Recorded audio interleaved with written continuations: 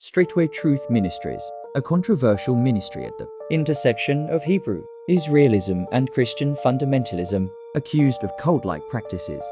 Straitway Truth is a religious group led by Pastor Charles Dowell, based in Lafayette, Tennessee. This group identifies itself with Hebrew Israelism, a belief system that claims a lineage connection between African Americans and the biblical Israelites. Straitway Truth Ministry promotes a life of separation from mainstream society, advocating for a return to biblical laws and commandments as they interpret them. The group's practices include communal living, with members often selling their belongings and donating the proceeds to the ministry. This communal life is centered around a shared property in Lafayette, where members live in conditions that have been criticized by outsiders. Reports suggest that living arrangements can be quite basic, with some members residing in trailers without running water, using buckets as toilets and a pit for disposal. Financial arrangements within the group also raise concerns, with allegations of financial abuse, including elders signing over their social security checks to Pastor Dowell.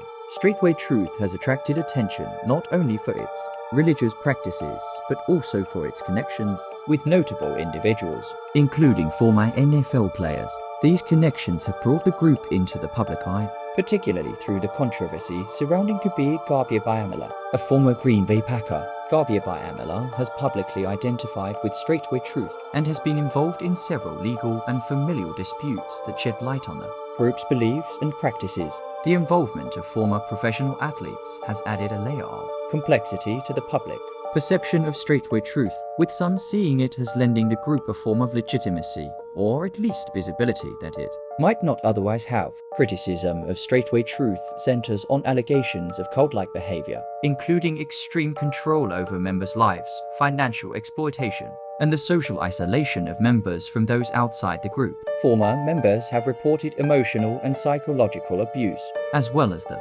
difficulty of leaving the group due to threats of damnation and loss of community. These reports contribute to the controversies surrounding the ministry and raise significant concerns about the welfare of its members. Despite these criticisms, members of Straitway Truth and Pastor Dowell himself argue that their community is simply practicing their faith as they believe is right, emphasizing a strict adherence to biblical teachings and a life set apart from what they see as a corrupt mainstream society. The group uses digital platforms, including social media and YouTube, to spread its teachings and to defend itself against accusations of being a cult.